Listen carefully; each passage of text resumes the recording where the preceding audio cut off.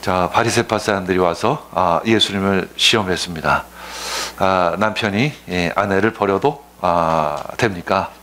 이때 예수님이 죄인과 세리들 혹은 창녀들까지도 이렇게 스스럼 없이 받아들이고 그들에게 자비를 베풀자 사람들은 예수님의 결혼관이 상당히 개방적이지 않을까, 아마도 그렇게 생각했을 것 같은 느낌이 듭니다. 그들은 이혼에 대한 어떤 이 신학적인 논쟁거리를 들어서 예수님을 이제 곤경에 빠뜨리려고 하는 것이죠. 그때 예수님께서 그들에게 대답을 합니다. 그러면 모세가 너에게 어떻게 하라고 명령하였느냐? 왜냐면 그들은 모세하면 쉽게 해서 겁먹 죽는 것이죠. 모세 말씀이라고 하면 아무 이야기도 못합니다. 그들이 말합니다. 이혼 증서를 써주고 아내를 버리는 것을 모세는 허락했습니다. 예수님께서 이렇게 대답합니다. 모세는 사실은 너희 그 완악한 마음 때문에 그 계명을 써준 것이다. 당시의 남편들은 아내를 내쫓으려고 학대를 하거나 구타도 서슴지 않았기 때문에 당시 모세는 그렇다라고 하면 차라리 이혼 증서라도 써서 내보내서 그 여인이 나가서 자신의 삶을 살 수 있도록 해주는 최소한의 자비를 베풀라는 것이지 그것을 합당히 여긴 것은 아니었던 것입니다. 이제 예수님은 하나님이 원하시는 그 근원적인 사랑 그리고 결혼이 무엇인지를 다시 한번 말씀해 주십니다. 마가복음 10장 6절 8절에 이렇게 말씀하죠. 그러나 하나님께서는 창조 때부터 사람을 남자와 여자로 만드셨다. 그러므로 남자는 부모를 떠나서 자기 아내와 합하여 둘이 한 몸이 된다. 따라서 그들은 이제 둘이 아니라 한 몸이다. 이렇게 말씀하십니다. 우리는 자주 이 결혼식 때 결혼식 예배 가운데 이 말씀을 자주 듣습니다. 이 말씀은 말씀 중에 참 상당히 우선순위에 있는 말씀이 되겠죠.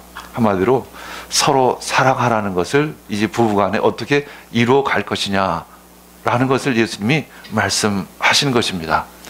예수님의 말씀, 하나님의 뜻은 사랑입니다. 서로 사랑하라는 것이죠. 그것을 부부간에 어떻게 이루어 갈 것인가, 또 가정에서 어떻게 이루어 갈 것인가, 그것은 바로 두 사람이 한 몸이 되라는 것입니다. 그것이 교회의 시작이 될 것입니다. 교회는 또한 한 공동체, 한 마음, 한 뜻이 되어야 하는 것이죠. 그것은 결국 하나의 나라로 확산되고 성취되어질 것입니다. 하나님의 나라는 바로 우리 모두가 하나 되어지는 것입니다. 그것의 중심은 서로 사랑하라는 것이죠. 하나님을 사랑하고 또한 이웃을 사랑하라는 그 말씀 가운데 다 담겨져 있는 것입니다. 우리 13절 우리 함께 읽겠습니다. 사람들이 어린이를 예수께 데리고 와서 쓰다듬어 주시기를 바랐다. 그런데 제자들이 그들을 꾸짖었다. 이제 예수님은 하나님 나라에 적합한 그 성품이, 그 믿음이 어떠한 모습인가를 이제 어린아이를 통해서 또 그 부자 청년을 예를 들어서 말씀해 주시는 것이죠. 당시 유대 사회에서는 회당에서 그 랍비들이 아이들을 축복해 주는 것이 관례였습니다. 그래서 그 부모님은 그 아이를 데리고 이제 예수님께 온 것이죠. 이제 전도의 계절이 다가왔습니다. 이제 봄이 무르익고 있죠. 이제 우리 자신의 자리, 그 부르심의 자리에서 예수님을 전하시기를 원합니다. 복음을 전하기를 원합니다. 한 영혼을 주님께 초청하는 여러분들 되기를 원합니다. 이제 그 부모님이 그 아이를 예수님의 축복에 있기 위해서 데리고 온 것이죠. 하지만 대부분의 사람들처럼 제자들도 아이들을 하찮은 존재로 여겼습니다. 예수에서 보면 역시 마찬가지죠. 아이들을 휘휘 쫓습니다. 집회가 시작되면 아이들을 멀리 쫓습니다.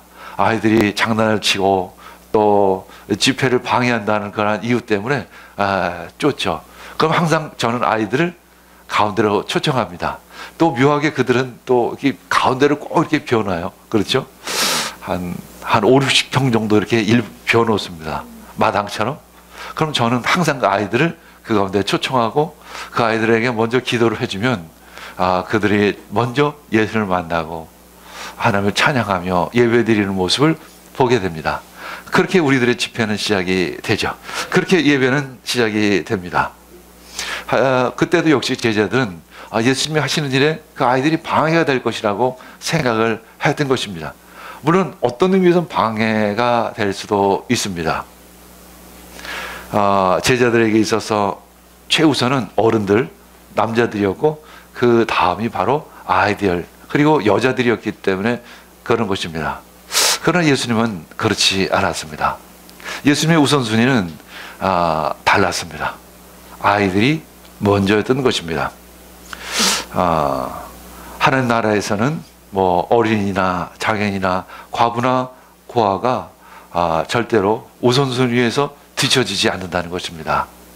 얼마만큼 사회적으로 존재 가치가 있느냐를 따지는 것이 아니라 그 존재 하나님의 자녀라는 그것 자체가 의미가 있고 가치가 있다는 것이죠.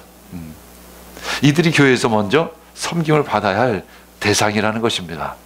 우리도 역시 교회 안에서 누구를 섬겨야 될 것인가, 높고 힘있고 능력있고 하는 사람을 먼저 섬기는 것이 아니라 가난하고 소외되고 혹시 혼자 있는 사람이 누구일까, 좀 어색해 하시는 분이 누구일까 바라보시면서 그분들을 먼저 섬기는 여러분들 되기를 원합니다.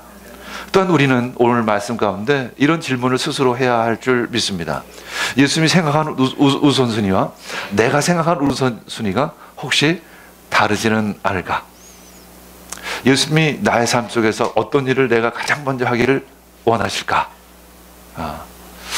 내가 먼저 하려는 것과 하나님이 먼저 하기를 원하시는 것 사이에 차이는 없을까? 한 주간 또는 하루 동안 하나님이 원하시는 우선순위는 무엇일까? 나는 또 나의 삶 속에서 가장 먼저 생각을 우선순위로 두고 있는 것은 무엇일까? 한번 돌아보시기를 원합니다. 우리 그렇다라고 해서 무조건 니아스 미션, 무조건 예배 이런 이야기를 하는 것은 아닙니다. 그러나 중요한 것은 그 중심은 하나님께 있어야 한다는 것이죠. 우리가 중심이 하나님께 있고 내가 그 하나님께 내 모든 것을 드릴 준비가 되었을 때 모든 우선순위 가능한 그 경우의 수를 하나님께 올려 드리는 것입니다. 이것은 일방적인 것이 아닌 것이죠.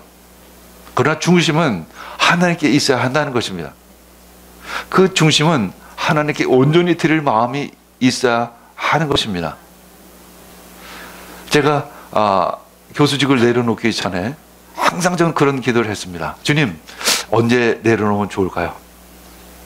주님, 언제 내려놓는다는 사인만 주시면 전 내려놓겠습니다. 그러나 한 가지 조건이 있었습니다. 가장으로서 무책임하게 아무 때나 내려놓을 수는 있는 것은 아닙니다. 또한 하나님 앞에서 때가 아님에도 불구하고 나의 성급한 결론으로 내려놓는 것도 그것은 하나님의 뜻이 아닐 수 있다는 것입니다. 그러나 중요한 것은 내가 언제든지 준비가 되어 있어야 하는 것입니다. 근데 자주 보면 마음속에는 내려놓을 준비가 안 돼 있는데 말로는 자신은 다 내려놓을 것처럼 이야기하는 경우가 있습니다. 이것은 일종의 두 마음입니다. 두 마음 품은 자는 하나님 앞으로 더 성장하기가 참 어려운 것이죠. 차라리 믿음이 없으면 믿음이 없다고 이야기하는 것이 하나님 앞에 굉장히 솔직하고 어린아이와 같은 모습인 것입니다. 그때 그는 하나님으로부터 더 성장으로 이끌림을 받을 것입니다. 그렇지 않고 자기 자신을 잠깐만 속이면 그는 하나님 앞에 그 신앙이 성장하기가 참 어려울 것입니다. 14절 읽겠습니다. 그러나 예수께서는 이것을 보시고 노하셔서 제자들에게 말씀하셨다. 어린 아이들이 내게 오는 것을 허락하고 막지 말아라. 하나님의 나라는 이런 사람들의 것이다. 아이들의 가장 특징은 아마도 순수함 이전에 솔직함일 것입니다. 요즘 아이들 보면 참 거칩니다. 때로는 무섭습니다. 표현이 굉장히 강합니다. 왜 그럴까요? 부모님이 강하기 때문에 그렇습니다. 부모님이 거칠기 때문에 그런 것이죠. 최소한 우리들의 가정만큼은 이 세상의 거침, 이 세상의 분노, 이 세상의 어떤 그 거짓, 증오 이런 것들이 우리 가정 가운데 들어오지 않도록 부모님이 가장 큰 방패막이가 되어야 하는 것입니다. 근데 부모님이 그 통로가 되어진다는 것입니다. 아이들로 하여금 거칠게 만들고, 아이들로 하여금 분노하게 만들고, 아이들로 하여금 싸우게 만드는 그 영적인 흐름을 우리 부모님들이 먼저 연다는 것이죠. 최소한 가정을 지키시기를 원합니다. 가정을 하나님 안에서 하나님의 말씀으로 하나님의 영적인 흐름 가운데 지켜나가시기를 원합니다. 아이들은 솔직합니다. 있는 그대로 표현한다는 것입니다. 약점도 그대로 표현하고 자신의 장점도 그대로 표현하고 자신의 감정을 그대로 표현한다는 것입니다. 이것이 어떤 의미에서 하나님 앞에서의 솔직한 모습입니다. 그래서 아이들을 깨끗하다라고 이야기할 수 있습니다. 그래서 아이들을 순수하다라고도 이야기할 수 있는 것입니다. 마태복음 5장 8절 읽겠습니다. 마음이 깨끗한 사람은 복이 있다. 그들이 하나님을 볼 것이라는 것입니다. 마음은 이거 우리 인간의 지정의의 어떤 근본을 얘기하고 있습니다. 그 근본을 예수님은 보시는 것입니다. 하나님은 우리의 그 중심을 보십니다. 우리는 말을 듣는 것이 아닙니다. 그 말 속에 담겨진 그 중심을 보시는 것입니다. 그래서 우리는 하나님 앞에 솔직해야 하는 것이죠. 여기서 본다는 것, 이것은 눈으로 본다는 의미하고는 전혀 다릅니다. 이것은 실제적으로 보는 것을 의미합니다. 육신의 눈이 아닌 심령의 눈으로 바라보는 것을 의미하는 것이죠. 신앙의 눈이 열려지길 원합니다. 여러분들 영적인 눈이 열려지길 원합니다. 더 깊은 것을 볼 수 있는 눈이 열려지기를 원합니다. 하나님이 원하시는 것이 진정 무엇인지를 볼 수 있는 눈이 열려지길 원합니다. 자신의 그 나약함, 자신의 한계가 무엇인지를 볼 수 있는 눈이 열려지기를 원합니다. 혹시 내 안에 하나님을 속이고 있는 부분이 없는지를 돌아보기를 원합니다. 하나님만이 아니라 자기 자신을 지금 속이고 있지 않은지를 돌아보기를 원합니다. 최소한 아이들은 솔직하다는 것입니다. 있는 그대로를 표현한다는 것입니다. 예수님은 하나님의 뜻을 알지 못하고 아이들이 예수님께 오는 것을 막는 제자들을 나무랍니다. 그러면서 마가복음 10장 31절 이렇게 이야기하죠. 그러나 첫째가 꼴찌가 되고 꼴찌가 첫째가 되는 사람이 많을 것이다. 세상에서는 뭐 대통령, 재벌 총수, 판사, 뭐 국무총리, 뭐 비서실장, 뭐 장관, 뭐 이런 순서로 나열이 될 것입니다. 그러나 하나님 나라에서는 전혀 그런 순위가 아니라는 것이죠. 하나님을 너무나 사랑하는 사람이 아마도 가장 우선순위에 있을 것입니다. 그래서 자기 자신을 버린 사람, 자기가 가장 좋은 것을 버린 사람이 하나님 나라의 가장 우선순위가 될 것입니다. 마치 예수님처럼, 어쩌면 아브라함처럼, 많은 믿음의 선배들처럼 예수님을, 하나님을 너무나도 사랑했기 때문에 자신의 가장 귀한 것을 드릴 수 있는 마음, 그리고 드렸던 사람, 그런 사람들이 아마도 그 우선순위에 설 것입니다. 그리고 이웃을 사랑하는 사람, 그리고 이웃을 섬기기 위해서 손해를 본 사람, 그런 사람이 우선순위에 있을 것입니다.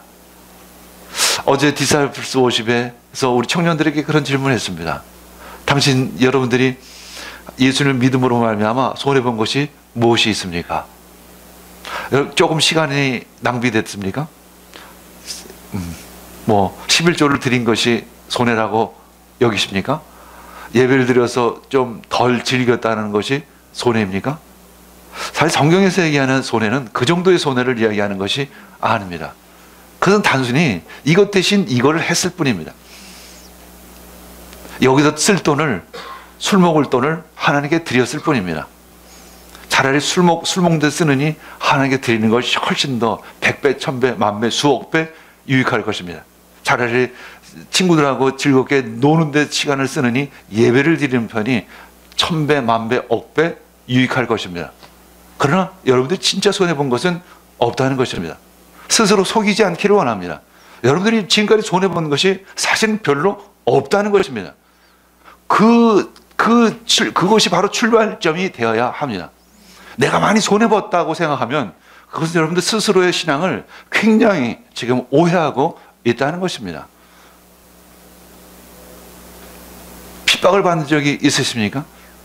예수를 믿음으로 말미암아 고난을 받은 적이 있으십니까?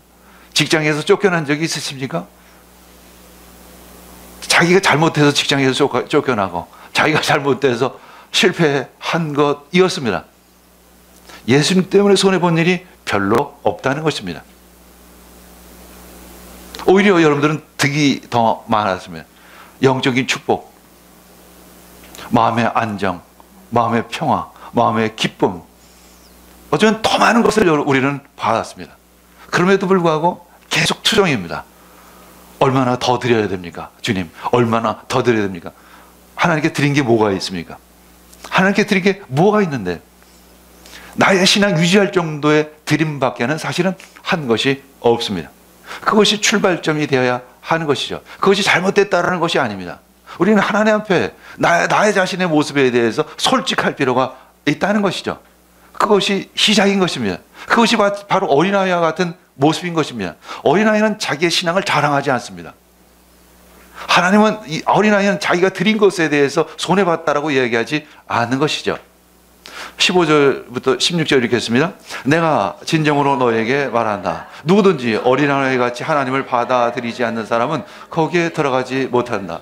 그리고 예수께서는 어린이들을 껴안으시고 그들에게 손을 얹어서 축복하여 주셨습니다. 어린아이와 같이 하나님의 나라를 받아들이는 사람은 누구일까?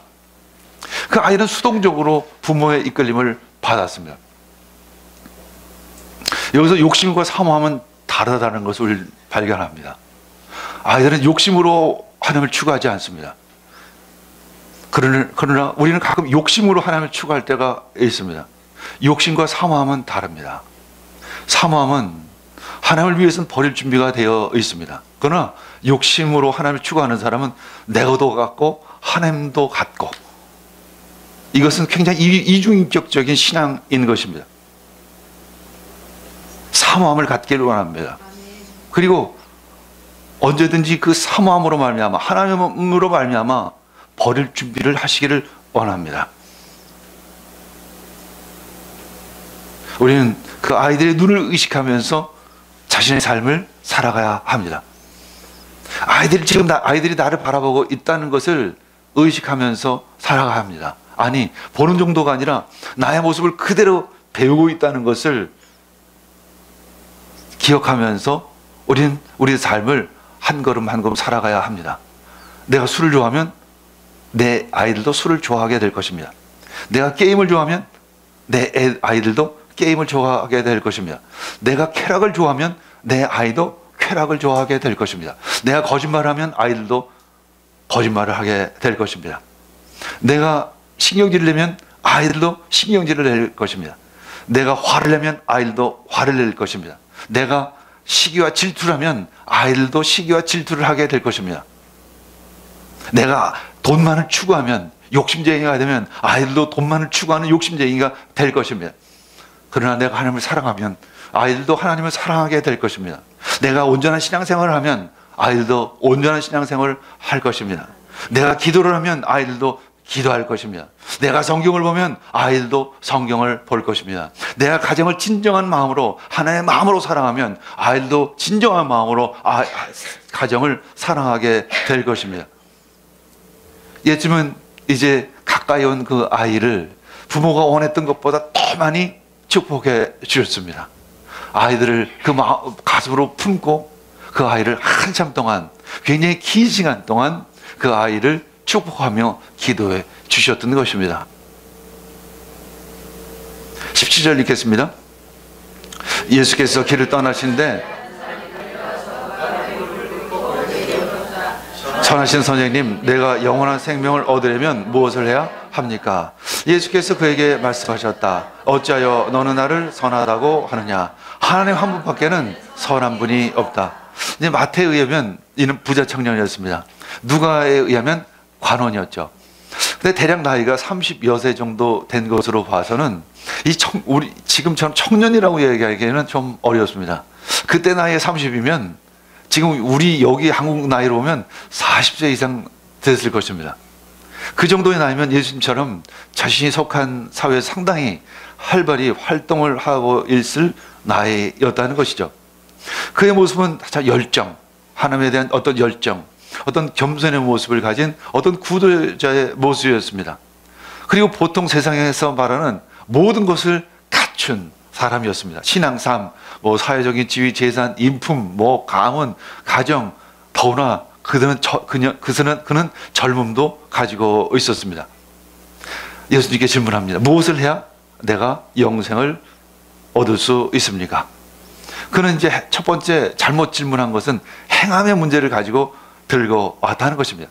우리 스스로 아무리 선한 일을 해도 우리는 하나님 나라에 스스로 들어갈 수 없다는 것입니다. 마치 우리가 달나라를 걸어서 가려고 하는 것과 같은 것이죠. 그는 두 번째 문제는 뭐냐면 욕심이었다는 것입니다. 영원한 생명을 욕심으로 취하려고 했다는 것입니다. 자기가 가진 것 위에다가 플러스 알파를 하기를 원했던 것입니다. 이것은 욕심입니다. 이것은 사모함과는 다르다라는 것이죠. 우리 욕심으로 사역하려고 하는 사람도 있습니다. 그때 그는 시험 들 것입니다. 욕심으로 천국을 구하는 사람이 있습니다. 그는 결국 시험 들 것입니다. 부자 청년이 결국 시험이 들었죠. 예수님의 말씀 때문에. 예수님 방금 전에 여기 한 어린아이 같아야 그 천국에 들어갈 수 있다라고 말씀하셨습니다. 그 어린아이는 이 사회나 가정에 전혀 도움이 되지 않는 존재이죠. 그러나 그 아이는 어떤 욕심을 가지고 예수님께 온 것이 아닙니다. 그저 예수님께 다가온 것입니다. 거기에는 아무 목적이 없습니다. 거기에는 아무 계산이 없습니다.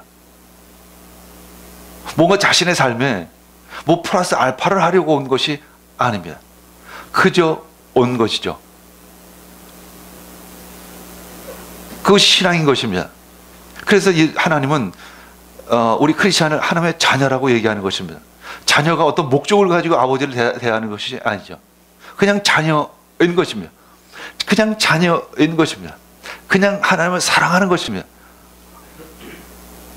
그것이 바로 믿음인 것입니다.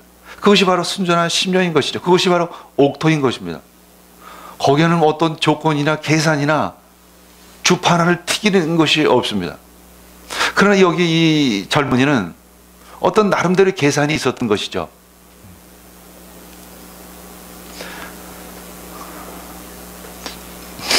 마태복음 19장 읽겠습니다. 시작. 생명에 들어가기를 원하면 계명을 지켜라. 그가 예수께 물었습니다. 어느 계명을 지켜야 합니까? 예수님께 질문합니다. 계명을 지켜라. 그게 묻습니다. 어느 계명을 지켜야 합니까? 바로 이것이었습니다. 그 한 가지를 더 알고 싶었던 것이죠. 아니, 내가 모르는 것이 있습니까? 그것이 도대체 내가 알지 못하고 내가 지키지 못한 계명이 어떤 것인지 지금 말씀해 주세요. 그 젊은이는 눈이 번쩍 띄었습니다. 아주 모범적인 종교인의 질문과 대답인 것이죠. 그럼 모든 율법을 다 지켰는데 아직도 뭔가 깨름칙한 것입니다.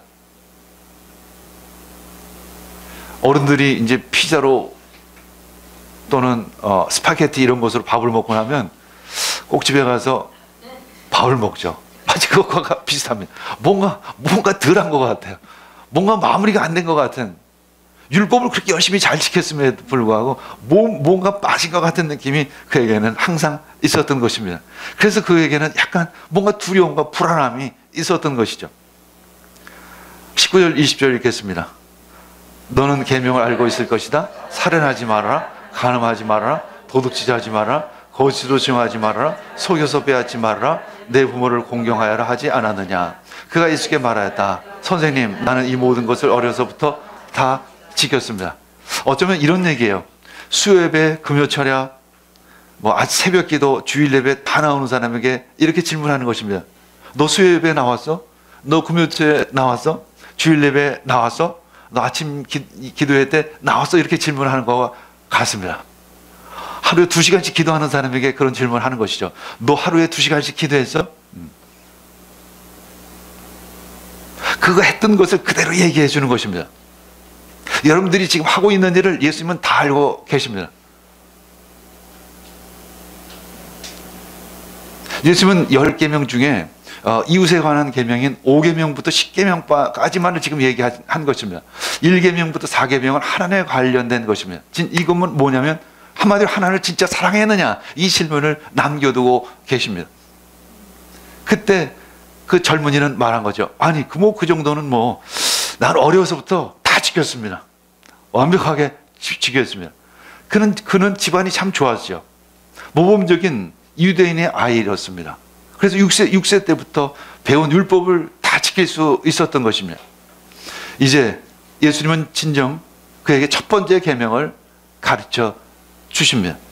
출애굽기 20장 3절 읽겠습니다. 너희는 내 앞에서 내 다른 신들을 섬기지 못한다.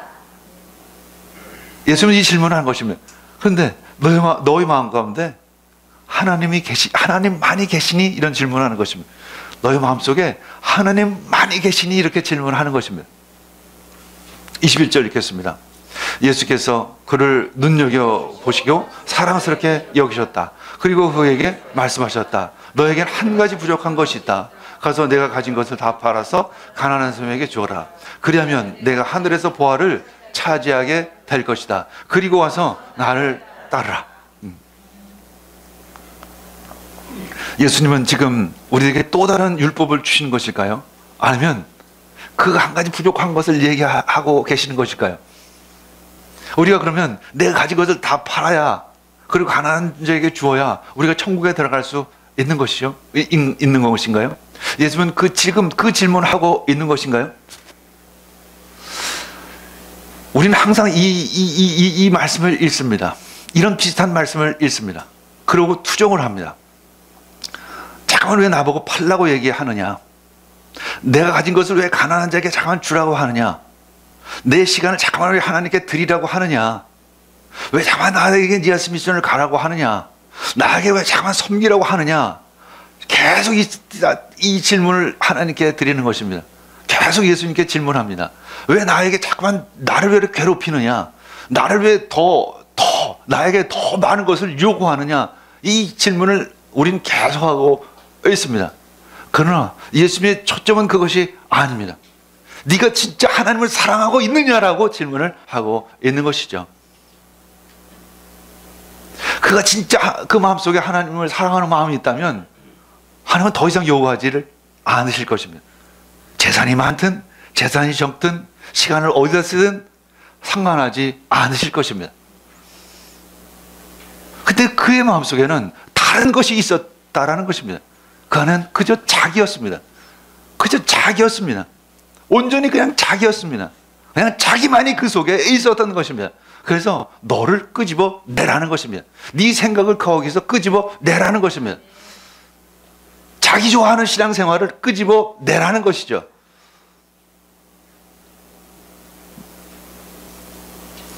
하나님은 너에 있어서 플러스 알파가 아니라는 것이죠. 너의 전부고 너의 중심이라는 것입니다. 그렇다면 그것이 중심이 된다면 너에게 있는 재산이 무슨 문제가 있겠느냐? 네가 많든 네가 적든 네가 높든 네가 낮든 그것이 너에게 무슨 잘못된 일이 있겠느냐? 라는 것입니다. 교만하지 말라는 것입니다. 너의 신앙을 자랑하지 말라는 것입니다. 그저 믿음 없음을 고백하라는 것이죠. 신앙 없음을 고백하라는 것이죠. 우리는 그런 마음이 있는지를 기도해야 하는 것입니다. 내가 진짜 하나님을 위해서 버릴 수 있는 마음의 준비를 하고 있는지를 기도해야 하는 것입니다. 버리고 안 버리고는 그 다음에 문제죠. 또 버리고 안 버린 그 다음에 문제되니까 또 이걸 마음의 중심을 두고 버릴 거야 라고 생각하면 안 됩니다. 우리는 참 교묘합니다. 지난주에도 말씀 전했듯이 성경이 왜 이렇게 두꺼운 이유는 우리들의 생각이 그렇게 교묘하기 때문에 그런 것입니다. 빠져나갈 구멍만 찾는 것입니다. 어디 길이 없을까?